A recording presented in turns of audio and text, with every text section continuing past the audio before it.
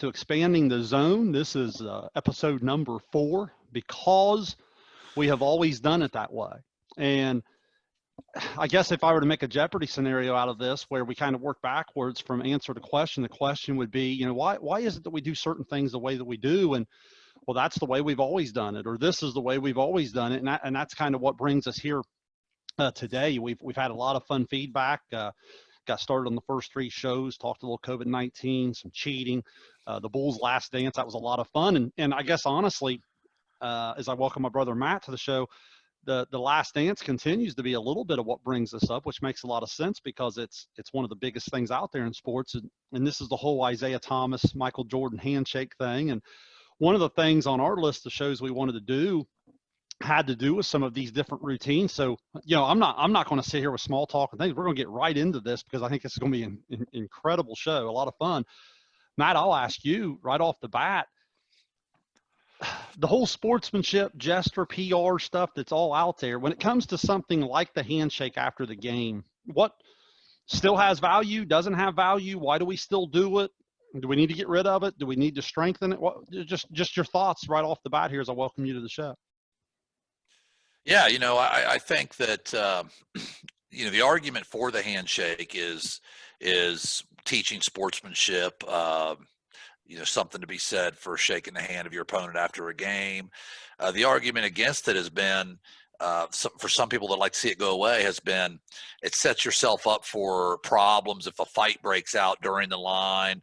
It's become more of a generic good game, where you really don't mean it as much as you're just going through the motions. So there are people that think because of that, it'd just be something to go ahead and move away from. In fact, in our league, for instance, that I'm involved in, it's in the bylaws where the cheerleaders don't go through the line anymore. Really? I think they are supposed to shake hands with each other, but not go through and shake hands with the boys. I guess, obvious reasons why, maybe, or whatnot. But to be honest with you, that bylaw gets violated all the time. Every time, I can't remember the last time I went through and shook hands with the other team that I also didn't shake hands with the cheerleaders. They go through right behind the team. So, but anyway, those are the 2 trains of thought I think on that. Me personally, and I'll get your take, Shayne. I think both of those are right to an extent. I think that it has become sort of a mundane, sort of let's just go through the motion and shake hands. But I do still think there is something to be said as a coach for teaching your kids that sportsmanship, and to go through the line and shake your opponent's hand and tell them good game, and just own up to, hey, I got beat, you beat me, nice job, or hey, we won, but I'm going to show some class right here towards you. To me, those are some of the life lessons we're supposed to try to teach kids. Well, it is. I think when I think of being a good sport, or after a win or a loss, going through shaking hands, I always think of the great Ernie Banks. What was it? He said that the only good way to prove you are a good sport is to lose. Yeah, none of us like to lose, right? It's one of those things that we want to win. We're competitive and so forth. But gosh, at the high school level, I just don't see the debate here at all. I mean, at the high school level, this is one of those things from an educational standpoint that, value of sports is understanding what it takes to be successful and the reward of being successful, but it also takes a little bit of the pain or a little bit of the hurt, and accepting that, losing. I always tell my kids, don't be mad about losing a few seconds after when you go shake hands. Be more upset during batting practice tomorrow. Be more upset during bunting. If we didn't get the bunt down in the 6th inning, let's be a little bit more upset during our bunting workout tomorrow morning than we are, a few seconds after shaking hands with the opponent that just beat us. So I just think it's one of those things that I understand there's some people that think it's just kind of generic, doesn't have any meaning, so forth. I would disagree with that. I think even a high school kid that maybe goes through, and I'm not saying he or she means it when they say good game or nice job or whatever, but there's still a value in the act, isn't there, in terms of the principle, in terms of what you're learning by doing it. Yeah, I do. And I'll be honest with you, you're going to find out as we go through this, some of these things. I don't consider myself a traditionalist when it comes to this stuff. There's a lot of these things we're going to talk about today that I think have ran their course, quite frankly. And for me, though, the handshake line, And we'll get people that disagree on this, because I think there's a lot of people out there that think it should just go away. And I respect their opinion. I just feel like as a coach, it's an opportunity to still teach some of those valuable life lessons. And I'll be honest with you too, as a coach, it gives me the opportunity to maybe to take a kid from the other team and say, hey man, you're really a nice player. A chance to compliment a kid from another team who you don't get to talk to every day, and hopefully either make him feel a little bit better after a loss, or just either way, just genuinely compliment him. So I'm a proponent of still keeping it. Yeah, I hear kids all the time say, their terminology of game recognizes game. I know as coaches, some coaches I might be closer to than others, but I still have a genuine respect for anyone who coaches in terms of the time that goes in. I think you see it in the NFL or at the higher levels, they don't always line in Major League Baseball. They don't line up at home plate and shake hands 162 times a year. NFL, they kind of just, go on their own across, but you always see that picture of the two quarterbacks meeting together or those types of things. Right. And I think it's that mutual respect of what you do. So I guess we start the show in that way, based on the whole Isaiah and Jordan thing and the way the Last Dance continues to be such a hot sports topic. But we're going to kind of go all over the place here and dive into different sports and dive into different scenarios. Some of them are like this first one's kind of funny. Some of them are extremely serious and very passionate with people. But one I had on my note, maybe I'm biased in putting this so high on the agenda because I am a baseball coach, is the dress of coaches. So I want you to think of something, Matt, like in baseball, we dress like our players, right? It's just always been a thing of the dress code, or for lack of a better term, I put a uniform on, and, I can kind of put it's a rule. On. It's a rule, right? Right. So now in baseball, and you'll get this, I think, but like, in baseball, a lot of times, if we have one of those really special athletes and coaches are talking to each other, we'll just say, gosh, that player there kind of fills out the uniform nicely or whatever.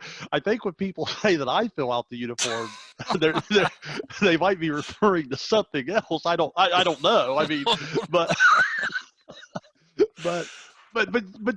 I mean, am I missing something here? You were quite a player in high school. This many years later, I don't know if I need to see you in the shorts or tank top, or no one wants to see that. I mean, think of your local wrestling coach. You want to see him in a singlet out there? You know what I mean? It's to me, this is one of the goofiest things, and I got to give credit to a friend of mine, NJ Kite, who's my assistant coach. He reminded me of this, and we got to laughing about it. But this it's one of the most bizarre things. If you really stop to think about it, it is one of the most bizarre things in sports. I mean, I can't think of another sport. Can you imagine Bill Belichick out there in like pads and all stuff? padded up, ready to. I mean, I don't get it at all. I don't understand it whatsoever. I mean, if you take this to the high school level, all right, now keep in mind, this is a rule. This is a rule. This isn't like a tradition or an unwritten rule. This is actually a rule. You're not, I mean, correct me if I'm wrong, Shayne, you're not supposed to be in the dugout. You're not supposed to be coaching third base without your uniform. And we don't go right across the field on the same day on a softball game, and a coach has khaki shorts and a t-shirt on or whatever and a visor. So I don't understand why baseball is the one sport where you have to do this. Funny story, like what you're saying, when I coached, I was an assistant coach 15, 16 years ago, and we had an opening game, and the head coach called me and said, hey man, so-and-so, and it was this kid that was a little on the heavy side, let's say, all right. We didn't have a pair of pants that fit him yet, so I had to give up my pants. What I mean?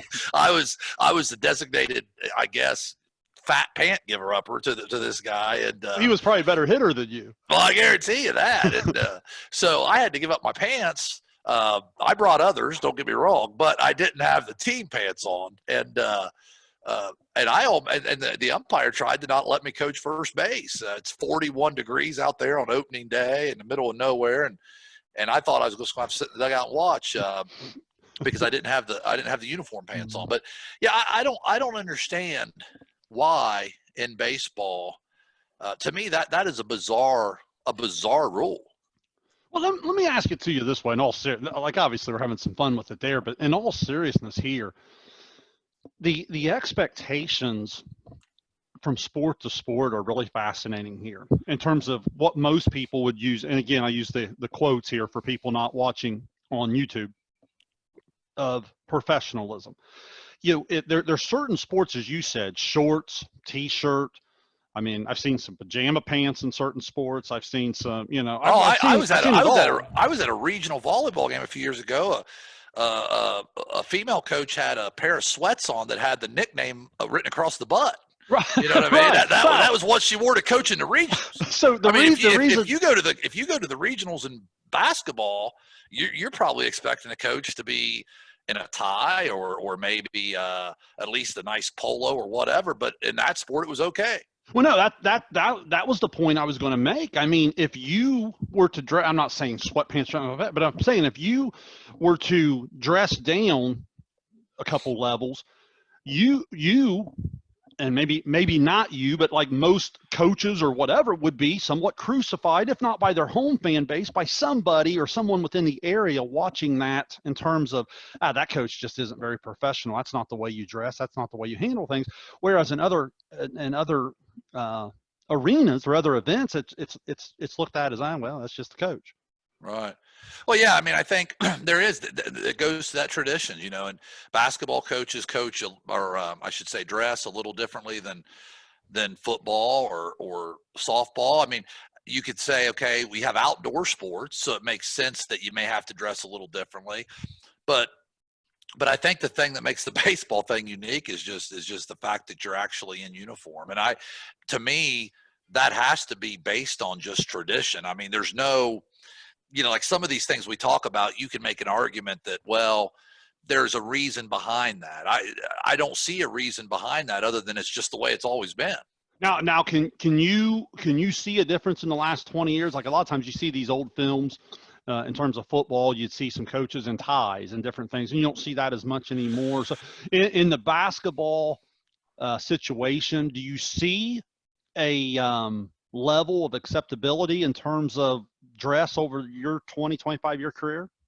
Yeah, I think it's gotten more casual, to be honest with you. I personally am glad, because I don't love wearing a tie. We wear a tie a few times a year, but it's moved. When I say casual, though, it's moved more toward a pair of dress pants and a polo, team jacket, whatever you want to wear. But it still hasn't very often gotten to the sweatpant thing. I mean, but I have seen a couple of coaches over the years wear like a jumpsuit or whatever.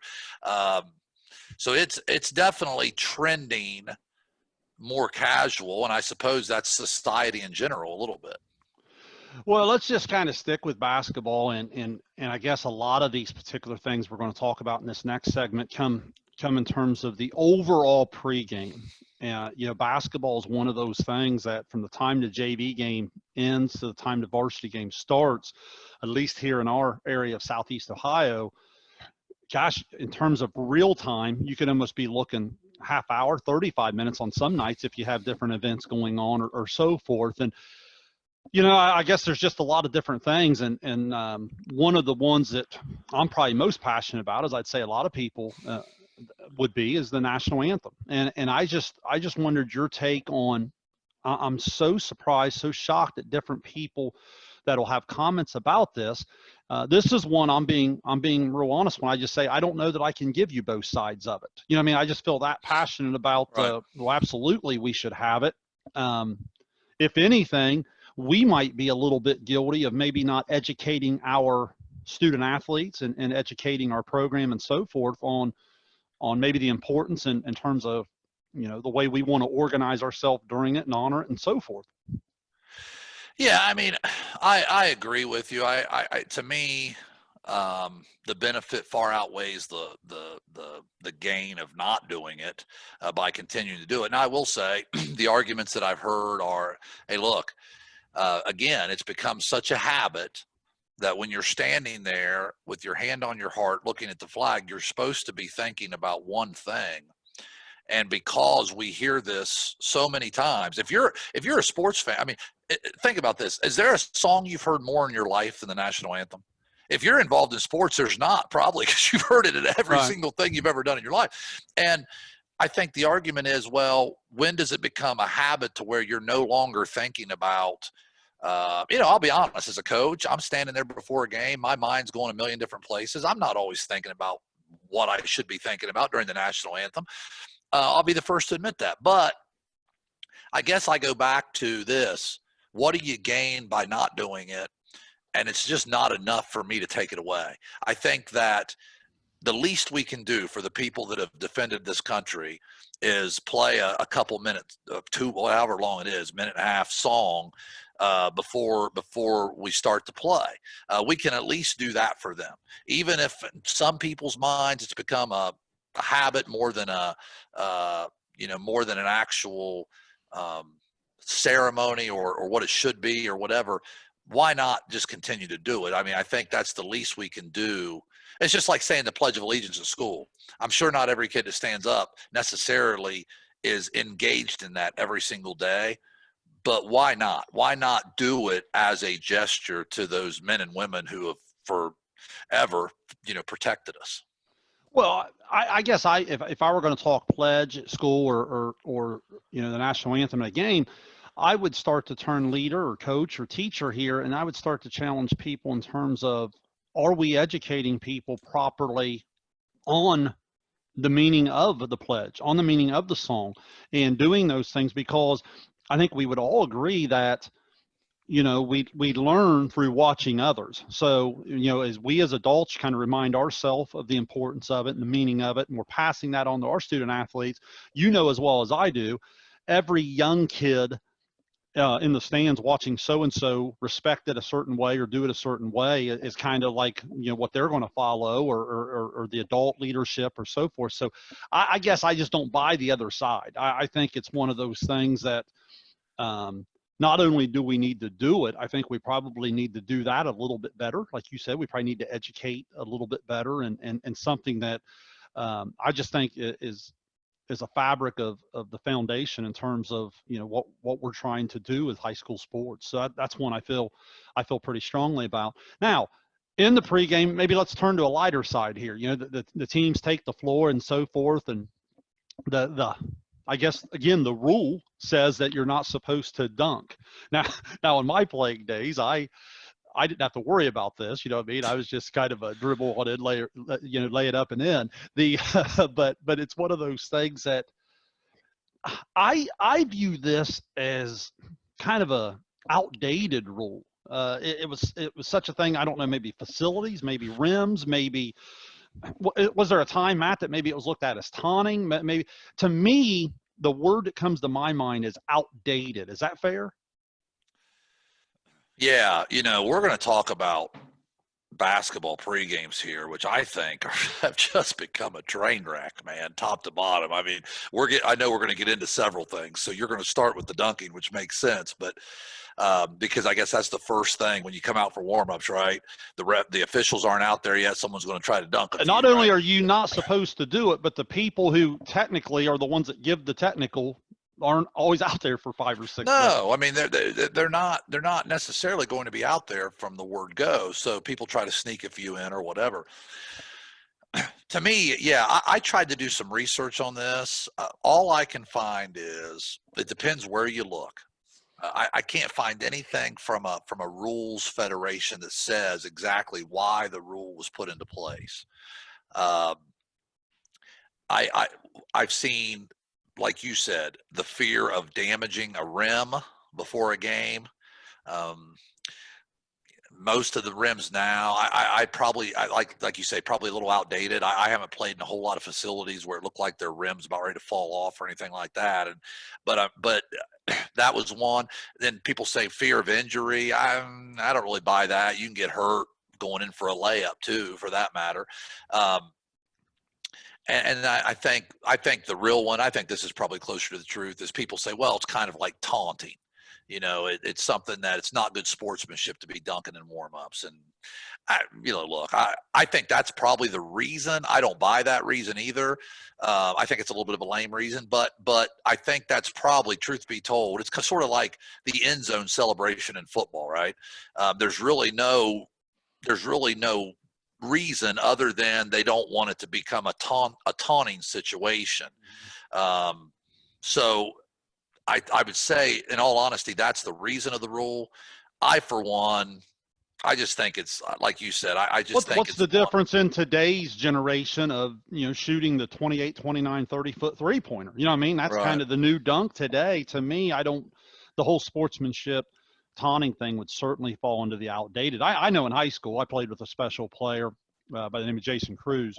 He went on to be a NAIA All-American down at Embry-Riddle in Florida. But, in practice one night, he dunked and brought the rib down, the rim. And so maybe, again, some of the older facilities, there was a concern with rims and different things and so forth. But in the day of our new gymnasiums, our new rims, our breakaway rims, the whole taunting thing, the different things, I just think it's really outdated. And I think it's one of those things that, if it were to turn into a slam dunk contest, that's probably on maybe the coach or whoever to kind of police that a little bit more. It's not, I would say, in my list of basketball things that, kind of the tease and upcoming show where we talk state of the game and different things we change, I would say that's the least of our concerns. Someone it's the first not 4 minutes of warm-ups. Yeah. And on the flip side of that, it's probably not a big enough deal where it'd be on the top of our list on things that need changed either. It's just one of those weird deals where it's just sort of always been that way. Again, it's kind of the theme of this show, and we continue to do it. But I as a coach, I could really care less. Just interesting to me. I could care less either way, honestly. But it's just interesting to me how it continues to sort of be a rule and with no explanation as to why, really. Well, Matt, as we continue to move through pregame, and maybe not just basketball, other sports too, I got to thinking about the captains meeting. And I got to be honest, I was, a 3-year captain in high school, and it was a great honor because there's a lot of things that we took very serious about being a captain or so forth. Going to half court and talking for 30 seconds wasn't one of them. You'll have, a coin flip, I guess, in some sports, and, volleyball, football, so forth. You'll have lineup card situations. I guess that's more coaching. But again, what is it? Is there a necessity for it? Do you think, again, it's just something that in the protocol of officials, hey, we've always called some people from each team to half court, and, what's your take there? I think it is intended to be a situation where officials can talk to captains, hopefully nip some things in the bud before a game, like here's what we don't want to see. We're not going to accept this. Let's make sure we clean this up or we do this. So I guess that's the reason for it. Do I think it's effective? Probably not. I mean, again, because like anything, when you do it every single game, then kids start to become a little numb to it. It's like some of the other stuff we've talked about already. And I think probably officials too. You got to think these officials are doing, some of these guys, man, who really work a lot, might be working 4 or 5 games a week or whatever. Right. They're given the same spiel time and time and time again. They get tired of it. So I don't know that it's really effective. And to me, it's one of those things that's, again, a little unnecessary. When you mentioned other sports, I mean, it's necessary in baseball, especially at the high school level. You've got to go out there as a coach. And I guess, like you said, it's not really players involved, but you've got to go out as a coach and exchange lineup cards. Theoretically, you could send somebody over to do that, but ground rules are a big one, right? In high school baseball, if you got to go out there and talk about that, because every field field to field, you may only be playing there once a year. In some cases, it might be the first time you've ever been there, or whatever. And it's not like a major league ballpark. It's not like a major league ballpark where everything's enclosed and we know what's foul. And, there could be an area where, hey, the ball's dead if it goes over here. We have I can imagine you see some doozy facilities. We can get into that. And I mean, I'm sure I've already done my Don Neff imitations on some of the past shows, so I'll leave that alone. But yeah, definitely knowing your ground rules for sure. Now, let me back up here for a second, because part of all of this stuff, I honestly think is to fill time. I mean, it's one of those things where in some cases we're warming up 20 minutes. I know there's some conferences in Southeast Ohio. I'm not sure. I'd love to hear from we've had some listeners from other states, which has been awesome. I'd love to hear from coaches of other states, how they do it. They've gone from 20 to 15. But don't you think a lot of it's filling time in terms of, most kids are probably ready to go 10, 11, 12 minutes. And, sometimes the 20-minute warm-ups, we just have a lot of downtime. I almost think it's more for like fan base, use the restroom, get concessions, whatever, help kind of Yeah. financially. Maybe I'm stretching there, but I mean, do you see where I'm coming from just Yeah, on the amount of time? We've dropped to 15 minutes in our league, and it's been great. I mean, I wish we could drop to 10, to be honest with you. I just don't think that I mean, seriously, I just don't think these young kids need that much time to get loose. It's like the old football coach that said, does the dog stretch before it chases a car? I mean, do these kids really need to have 20 minutes to get loose? I mean, they don't need that much time. Well, they're in nipping practice, at the bud and they want to play. Practice, you expect kids to stretch out in the locker room, things like that. I'm sure, knowing you don't mind your kids being a little lazy the first 10, 15 minutes of practice if they're just getting loose, right? I mean, it's one of those things that you kind of hit the floor and you learn how to stretch and get ready as an athlete. Right. I mean, our stretching routine in practice, I mean, they'll get some time before practice to shoot, and they're expected, like you said, to sort of see the trainer if need be and get loose and all that. But once we start practice, we do some mobile stretching that takes, honestly, 5 minutes, and then probably 3 or 4 minutes stretching and another 3 or 4 minutes of up and down the court, getting some 75% speed ball handling in and stuff like that. So, I mean, yeah, within 7, 8 minutes, we're going. We're full go.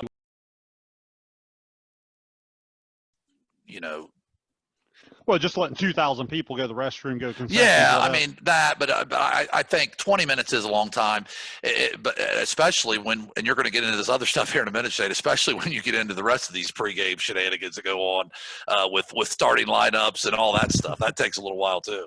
Well, now there are certain things with the OHSA, and there's certain things I notice in game management, or in this case, pregame management, that some schools will have people read it as the clock goes under about 6 minutes, 5 minutes, 4 minutes. They'll read it early. Some will wait all the way until after that national anthem, and all the kids are lined up for the starting lineup and so forth. But the OHSA has, what would you say that is, about a 30, 45-second reading? Yeah, and it is, and I got to be honest with you, man. It's one of the cheesiest things. I just don't. You don't think it like sets the tone for sportsmanship in the gym? I mean, it says stuff like these schools are friendly rivals, and you're expected to behave a certain way. Stuff that is true. It should be true, sure. and it should be common sense. But again, we have to read this before, and like you said, the schools that wait until the national anthem is already done and lineups are getting ready to start. I mean, now you're dragging this thing on forever. And again, why do we do that? It's for appearances. I mean, let's be honest. That's why it's for. I think there's two things in this, Shayne, that when I look at these things that bother me, we either, both of these things to me are sort of pet peeves. We either do it because of what it looks like. It's more about what it looks like than what it is, right? We're just doing it for appearances.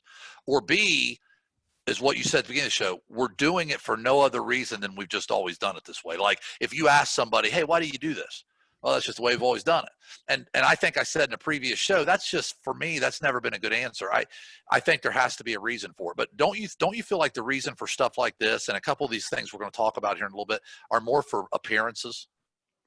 Well, I think it definitely is. I think it's for, PR is what I like to say, the whole public relations. Right. The people who are putting them in place oftentimes are looking to paint a picture of sunshine and puppies, of we're classy, we're doing this, and that's kind of the way it goes. And so now it comes to maybe the thing that takes the cake for the whole pregame, which is the starting lineups. Now, look, I'm going to give both sides here. As a player, I have to admit that it was kind of a cool thing. I was lucky enough to play at a school where basketball is a big deal, and we'd turn out the lights and have spotlight and do all sorts of things, and we had an incredible PA announcer. To say it didn't add to the atmosphere would be a lie. Okay, it did. I mean, when you have a great PA guy and you have some great effects and some different things in the gym, it certainly does add to the atmosphere. I cannot doubt that, as a player, as a coach, as a fan, whatever. But slowly but surely, and it seems to happen about every 2 to 3 years, something else adds, to the point where over the last 15, 20 years of my career, it just starts to get out of hand. It used to be just a simple, announce some players, different things. Now we're going to announce some cheerleaders. Now we're going to announce every non-starter, every starter, and then we're going to have. You always have that non-starter, Matt. I call him the chest bump guy, right? The one that's out there at the end of the tunnel, and they have a handshake or whatever. Yeah, but my point is, when is enough enough? I mean, it's one of those things. I don't want to be the old dude that's yelling out the window to the young kid to get off my lawn, right? Right. But at the same time, when's enough enough? Well, what line? yeah, I mean, if you think about it, basketball is the only sport that makes such an ordeal out of a starting lineup. I mean, you don't That's see fair that, point. I mean, you might get a football announcer every now and then announcing the starting lineups with like 8 minutes left on warm-up clock. You might get a baseball team occasionally, very rarely. And you can speak for this. Well, the parks that do it, they're probably sometimes announcing it while the teams are taking warm up. Now, you'll occasionally have bring them out to the foul lines. They'll bring them out to the foul lines for that national anthem or whatever it might be. But that's very rare. Right. So basketball is the one that makes a huge deal out of it. And like you said, the problem, so to me, that's a little bit of an issue right there, that they're the only sport that does it. But then you take it to a new level by saying, okay, like you said, it used to be you just announce starters. Then it's announce everybody and everybody involved. Then it's like, let's get some music going. Then it's, hey, let's throw some T-shirts in the stands. Then it's, hey, let's go shake hands with the referees and the other coach. Now, see, this is one that gets me. Because you can't convince me that this is done for any. Now, I know some people are going to say, well, you just said handshakes after the game were crucial. To me, that's apples and oranges comparison, though. The handshakes after a game is, I did battle with this person across from me, and now it's time to shake hands and say, hey, nice job, good game. We both fought hard. One of us won, one of us lost, whatever. This stuff before a game's all for show. To go up and shake hands with all three officials, to go shake hands with the other coach. I mean, do you really think, am I really supposed to think that the kid from whatever opposing school we're playing is just looking forward to come over and shaking my hand before a game? No, but what do you say to the young coach? No, but what do you say to the young coach that looks at you as the veteran coach and says, yeah, Matt, but man, every team in the league does, and as soon as my team doesn't do it, I look like an idiot. Well, like I said, we do it because we've always done it. Everybody else does it. I get it. It's a pet peeve of mine, but I understand if your administration tells you have to do it, well, then you have to do it. Or if you're in a situation where maybe you're just starting out and like you think it's going to make you look bad. I mean, I get all that. That's what I'm saying. But don't you agree that's how these things grow? Somebody does it, and then everybody else feels obligated to do it. I even said to an official a couple years ago, might have even been last year. I was standing there during this whole thing, and I looked at him and I said, hey, man, be honest with me. Do you really like the whole thing where the players come over and shake your hand before a game? And he said, no. He goes, I just want to get the game started. And that's how I feel as a coach. So this whole thing is the official. I don't want to speak for all officials, but in this case, he said he didn't like it. I'm telling you as a coach, I don't like it. I'd say a lot of players don't really like doing it, but yet we still do it. And why do we do it? Because it's always been done that way, and we feel obligated to do it. Well, we feel like I think next year I might start and see if I can add in a couple scorekeepers or something and see if I can get it to stick at our area. I bet you money if you did that, within half a season, there'd be other schools in your league start doing it. I guarantee you, because this stuff just takes off, man. It grows legs. It takes on a life of its own. Don't you think too? The starting lineup is from bringing in the high school coaching. I just told you as a 15, 16, 17-year-old, it was kind of a cool thing to be a part of. If you didn't announce starting lineups, I don't even think starting a kid or bringing a kid off the bench would be that big a deal. It would be no different, honestly, than like starting the second quarter or hey, you have 3 fouls after the half. I'm going to hold you for a second, whatever. Don't you think that has a lot to do with even kids and just in terms of the way your rosters are formed and roles are accepted? I've had Shayne in my 20 some years now as the head coach. I've had 2 times I can remember that I have not started who I thought was one of my top 5 guys. I purposely brought an offensive player off the bench, okay? And I started a kid who was a defender that I could play for about 3 minutes just to sort of get after the other team's best player. And I brought an offensive player in, all right? Now, the reason I tell this story is I've only done that twice, even though I think it's a very good strategy. And part of the reason is you have to have the right type of team to do it, because kids lose their mind if they think they're one of the best 5 players and they're not a starter. And you can't convince me. Now, the last time I did this, consider this. The kid that came off the bench for me played the 4th most minutes on the team. 4th. He actually played more than the kid who started and another kid who started. All right. But twice that year, his parents were upset that he didn't start. Now, I didn't really care. That's just the way it was. We did it because it was the right thing to do for our team that year. And they didn't, and the parents didn't make it. We had a great year. The parents didn't throw a total fit or anything, but they were bothered by it. And again, I would go back and say this: if you're bothered by your son playing the 4th most minutes on a good team, then and playing more minutes than the kid who starts over him, what's the reason you're bothered by that? Isn't it perception? Isn't it what people think? Oh, my kid doesn't get announced with the starting lineups. My friends, I don't get Facebook opportunities, or my friends don't say. I'm just being real here. That's the only reason, because you can't convince me. You can't convince me if a running back in football did not start but came in on 2nd down and proceeded to get 40 carries, that people would be nearly as upset because we don't make a big deal out of starting lineups in football. Yeah, that's interesting stuff. And what's so cool about these topics is I say some things will come to mind. I'm hearing your responses. We have so many different shows in terms of acceptance of role, player coach communication, right? State of the game. All these different shows that we have ideas for down the road are going to be really cool. Matt, I want to move into the game real quick. I'll check with you. Anything there in your notes on that pregame stuff that we talked about in any sport that I missed before I get into the game itself? No, I think we covered it. Okay, so here's a couple things. I'm going to combine these things. Feel free to comment on them separately or whatever. But as the game starts, the word technology is what continues to come to my mind.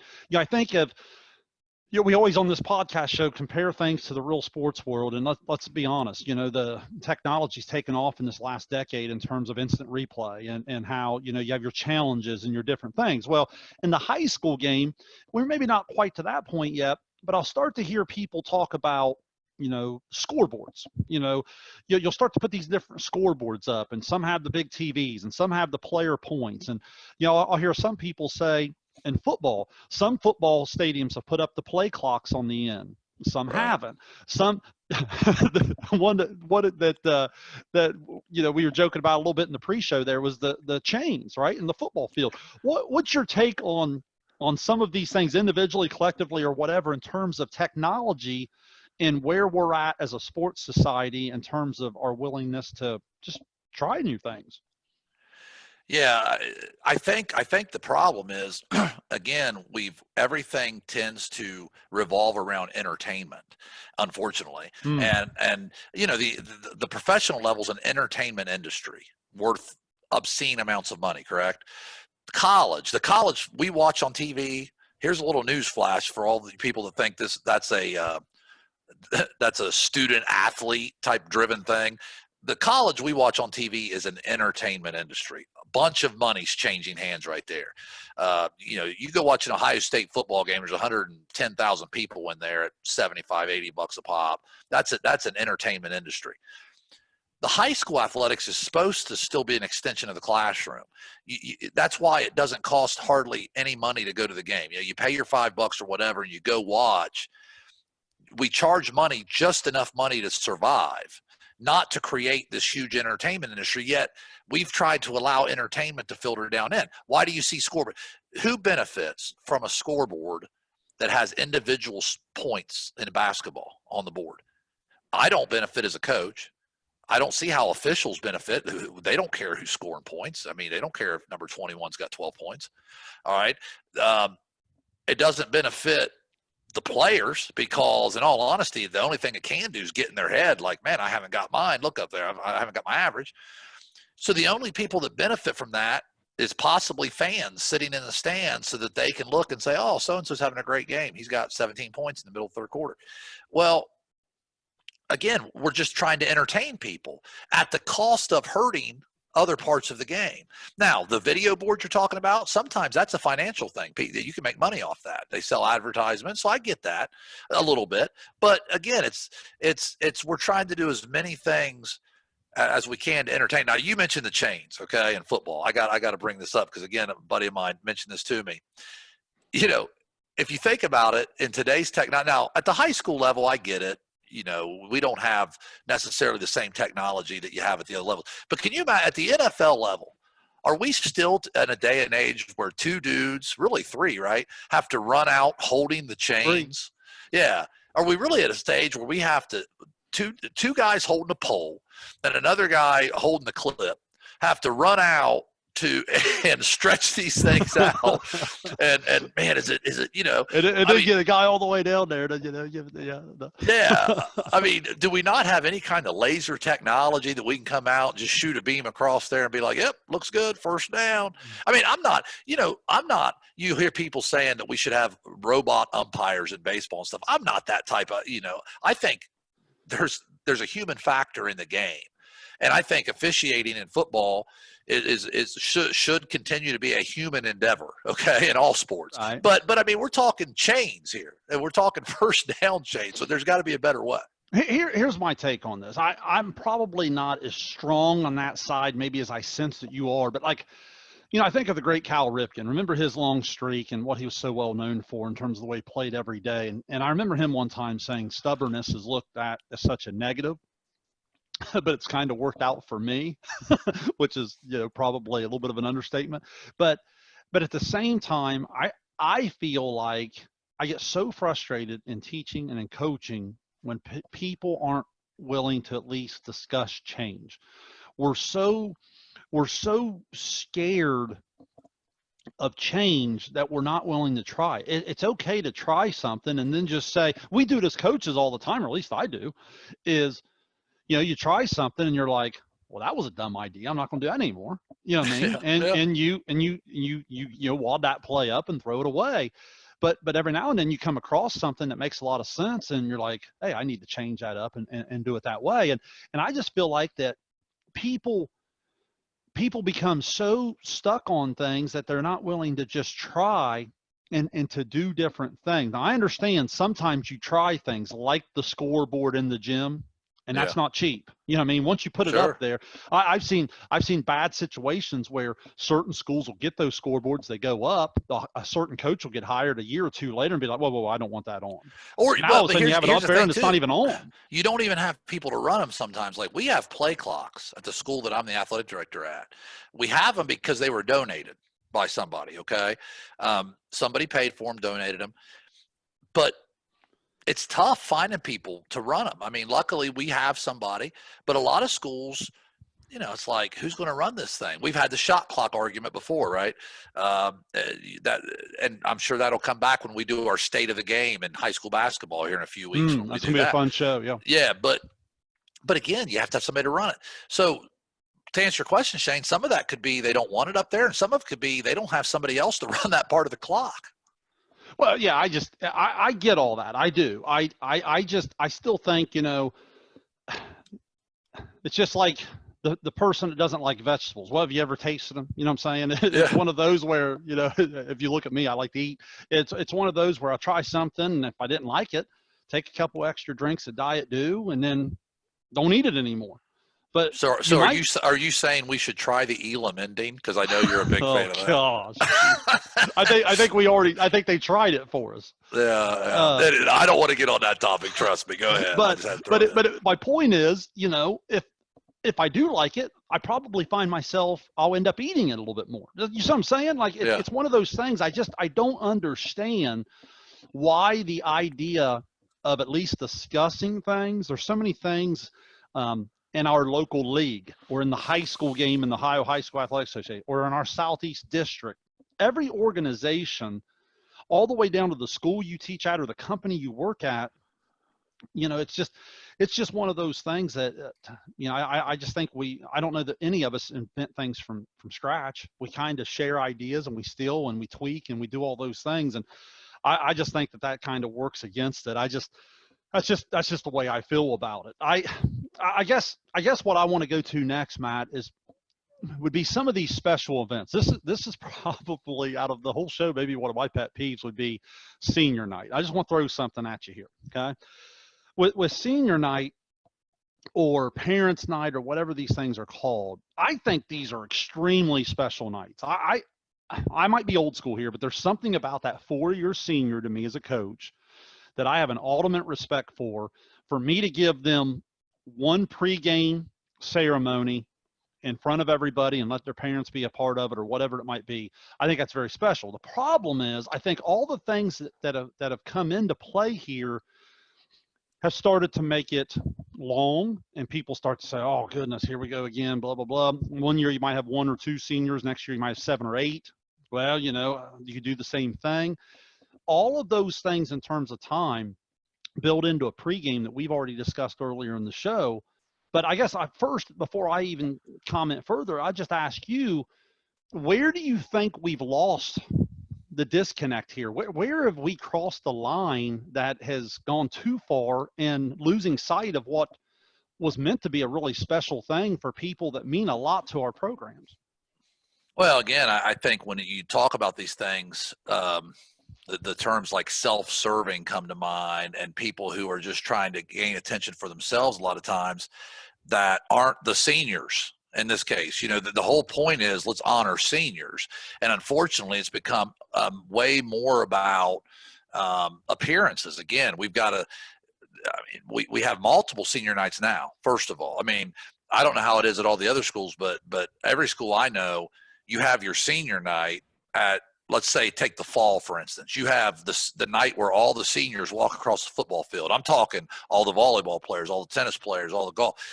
But yet, all those sports I just mentioned have their own senior night. So like in volleyball, they're going to have a senior night.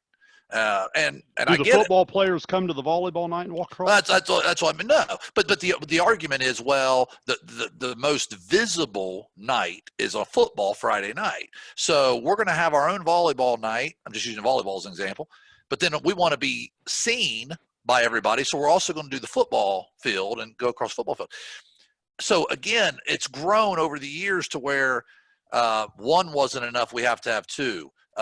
Now it's not enough just to be announced and to be recognized. We've got to have one table per athlete to put huge picture boards up on, and everything is just like you say.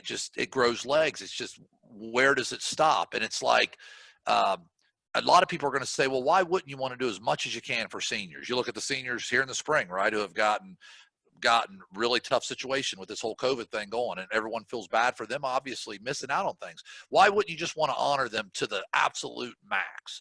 Well, because there has to be some limits on this, because it's on a game night. There are still games to be played here, and we can't just let it go to where that's the whole entire show rather than the game itself. And I think that's what, to me, that's what's happened a little bit. I mean, shoot, we're not going to get, I know we're going to do a show on youth sports somewhere down the road. We don't want to get into that, but they have senior nights for like 6th grade football at schools. Oh, it's now, insane. like graduate from kindergarten, whatever that means. Like, what's that even mean? My son put on a cap and gown back when he was 4. Okay. I don't even know what that means. And graduated preschool at the YMCA.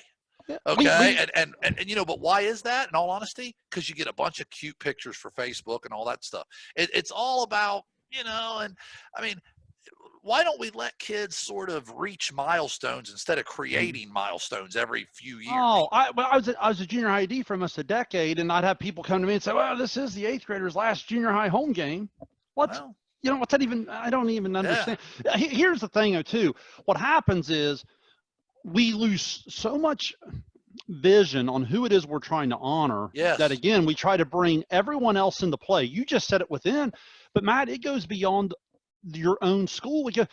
A big thing that started in the last 10 years, and I don't know another word to use but just dumb. So I'm not trying to offend anybody, but it's dumb. You know what I mean? Like the people will give flowers to the other team's seniors. So before they start their senior night, think about this, how dumb this is. You're going to make some people mad here, Shayne. Before you honor your seniors, it's their senior night, you're going to call the seniors from the other team, and they're going to get a flower and go and be like, like if you see up here on the banner behind me, I play in a league where there's 8 schools. So you have 7 opponents. Like you might go to, Uniota that night or whatever, and they'll honor your senior. Last time they're going to play at Uniota, I'm thinking, what's the last time they played at Huntington, Adena, Piketon, Paint Valley? Yeah. What are you talking about? We just lose sight of who it is we're trying to honor, and we just get completely carried away with things to the point where, and then we go to the extreme. People will say, well, maybe we should just do away with that. You'll see this kind of another thing on our list here. Like, think of academic awards, Matt. Yeah. Picking the top person in a class, second person in class. The argument will be, well, if we can't really decide where to cut it off, or if we can't really decide who wins this or who wins that, let's just do away with it. Where, to me, again, that's just as dumb, because you're losing the fabric of what it meant to earn that honor in the first place. We're so scared to leave anybody out. I mean, it's just the way it is. I think there's 2 things. There's one, back to your senior night thing, there's a lot of self-serving motivation. But then as you transition into the valedictorian thing, it's the same with all leagues, Shayne. It's like we don't want to leave people out. So like in our league, when they redid the bylaws for all league, they said, now, hey, one thing that's a non-negotiable is every single school has to have 1 kid on all league. Well, think about that for a minute. Well, why is that? Why is that? I mean, why does what if every single school doesn't have a kid worthy of all league? Well, yeah, but every school's got to have one. And that's only because of appearances, or afraid to leave people out. Look at the number of honorable mentions people add at the end of their league. Why? Afraid to leave people out. The valedictorian thing drives me totally nuts, because it's like, that's such an honor for a kid to get. And schools are canceling that just because they don't want to deal with the controversy.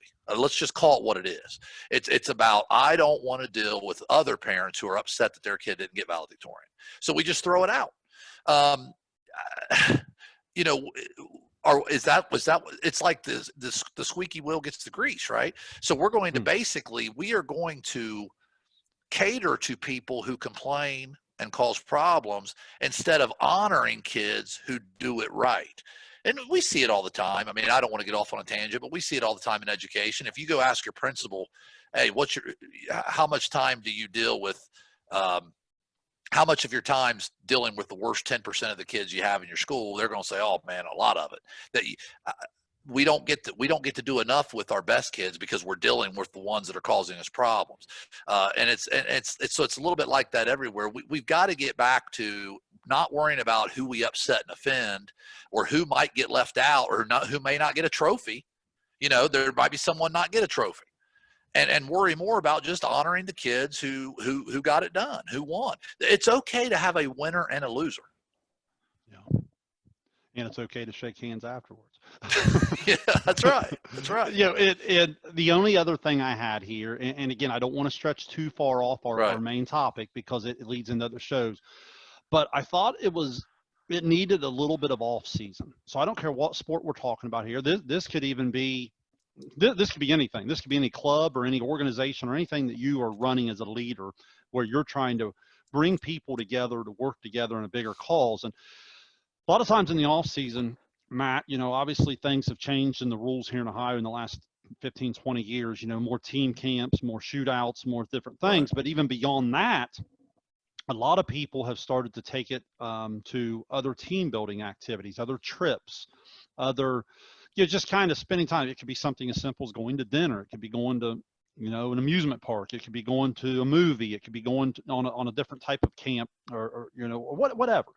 But this is where you and I maybe could have some interesting perspective, because even though we both coach and teach here in Southeast Ohio, we probably, a school I teach at, I would say your enrollment there at Vinton County is probably double, at least probably what Paint Valley is. So maybe we have some different perspectives or different geography sense of what's available. But what's your take on again, how far maybe we're starting to stretch this? What are the concerns? What was the original benefit of doing it? And have we gotten away from it as we've tried to do on each topic so far here this evening? Well, it's like anything else. We started this show by saying we're talking about traditions. We're talking about the way, and if you look in the off season, there was always, let's just take, when we say off season, let's just take summertime since we're out of school. Okay. Let's just concentrate on the months where we're not in school. It used to be you'd have open gyms for basketball, volleyball, right? Your kids would go, your baseball kids, a lot of them would play summer baseball, this, that, and the other. Then all of a sudden, well, we're going to give you 10 coaching days. So then that's when you started seeing team camps pop up. If you remember, that was right around the mid 90s when they started allowing teams to play together, at least in Ohio here. So then you would get your team days. Well, then here recently you get your individual workout days. And obviously, anytime there's rule changes, those traditions they change a little bit, right? They fluctuate.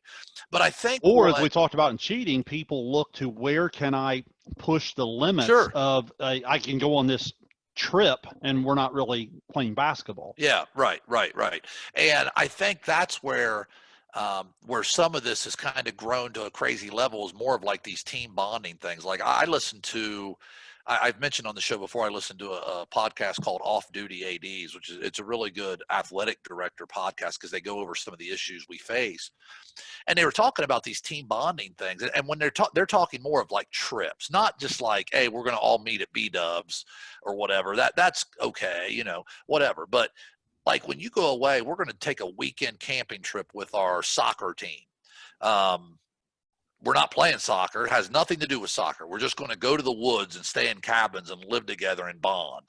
Well, their argument is the benefit outweighing the risk? Are you really bonding to the point where it's going to mean, winning a championship versus not? Because the risk is you're all going to the woods. You're taking as a coach, you're taking a bunch of teenagers to cabins in the woods and you're responsible for them. And you can't watch them all every second. What happens if somebody sneaks some alcohol on the trip? What happens if who knows, somebody gets hurt? Are you liable? Is the school liable? So you start to think, and again, my point to keep it on point with this show, why do we do some of these things? I think it's because we think we're expected to, man, I've got to do some team building stuff. And if I do team building stuff, I can put it on Facebook and it builds my program or it makes us look good, whichever your perspective is on that, right? But that's not probably the right reason to do it. Am I making sense on that? You're making total sense. But I guess this is what I wanted to say in terms of maybe a little bit of where we differ. And you have done some amazing things in your program that you do not publicize. And I'm not going to publicize them here. I'll let you talk about them if you choose to, because I know you have some strong beliefs on, what it's teaching your kids to do them behind the scenes and so forth. All I would challenge you on is, what do you say to that small school coach or to that coach that's just trying, man, to get the program off the ground, or trying to promote with the coach that's saying, if I don't talk about my kids, who will? If I don't talk about my program, who will? If I don't build this culture, who will? Can you not meet in the middle somewhere? And for some of those special things, I know for a fact your players do that never reach Twitter or Facebook, that if they did, I guess I would argue, would it still not have that same meaning to them, yet it also would maybe be recognizable to so many more community members, so many other schools, in terms of, hey, here's what Benton County basketball's doing. This might be something you want to take a look at doing. Do you see where I'm coming from in terms of the old school and the new school marrying in the middle and utilizing some of this recognition without necessarily taking away the morals and the guidelines of terms of, I know, the foundation of what you're trying to do when you do those things? Yeah, I think it's balance. You just said meet in the middle. It's balance. It's doing a little bit like I think I don't want people to get the perception that I say that, or get the idea that I'm saying perception and appearance mean nothing. I don't think that's true at all. They do mean something. They're very important. My pet peeve comes in when we try to treat them like they mean everything. Okay. Appearance shouldn't be everything, but is it something? Yeah. I joked around about, I could be the smartest guy in my field. I could be the best in the world at what I do. And if I go into a job interview in shorts and a t-shirt, then I'm probably not, I'm done. They're not even going to listen to what I have to say, right? Why? Because it's appearance. It shouldn't, should that matter? Well, yeah, you're not supposed to go to a job interview in shorts and t-shirt. There's some level of professionalism, there's some level of appearance that matters. So when you're building your program, is it a bad idea to put anything on social media? No, obviously not. You should promote your program. Use social media to your advantage.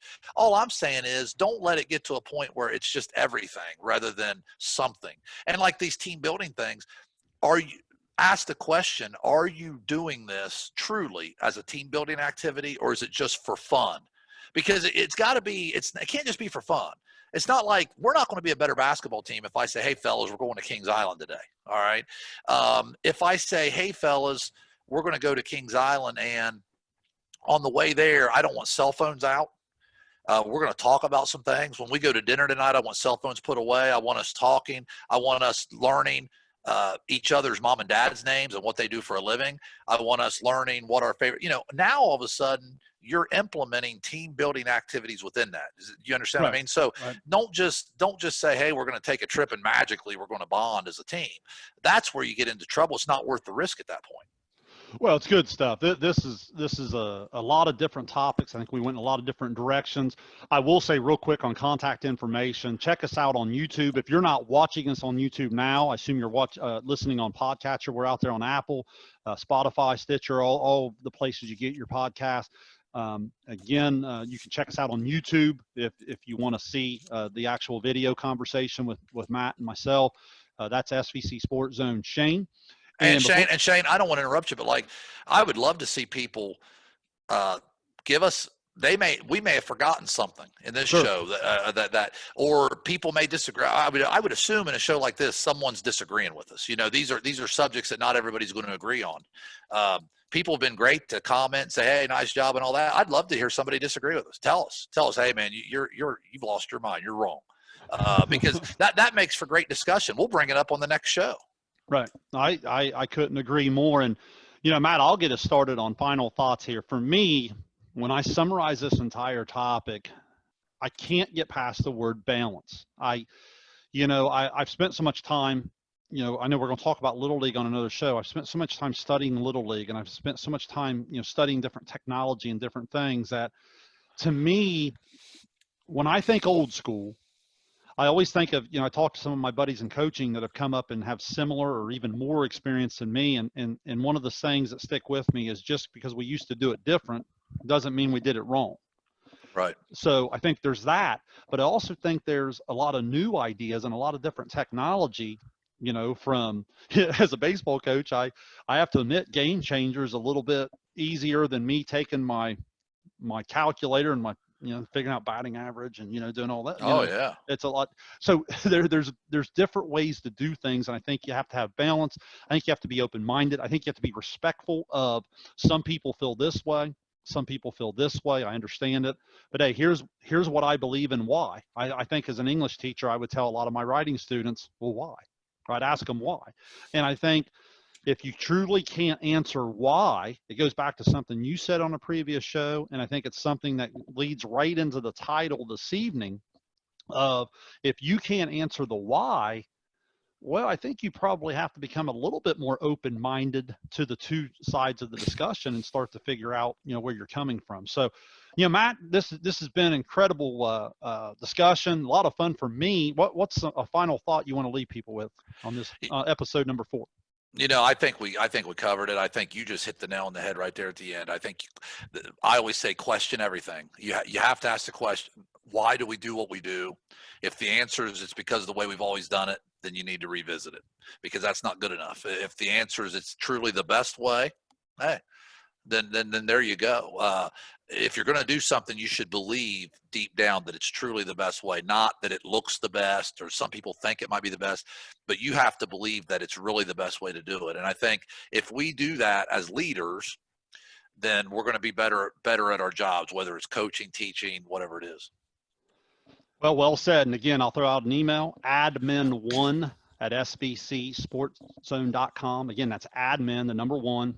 Get your svcsportszone.com on there. Let us know your question, thought, and we're looking forward to. Got a long list of shows coming up, and give us feedback. Let us know what you think. So, on that note, we'll get on out of here. Matt, a lot of fun. Thanks for doing it, and just continue to try to expand the zone in the great world of sports.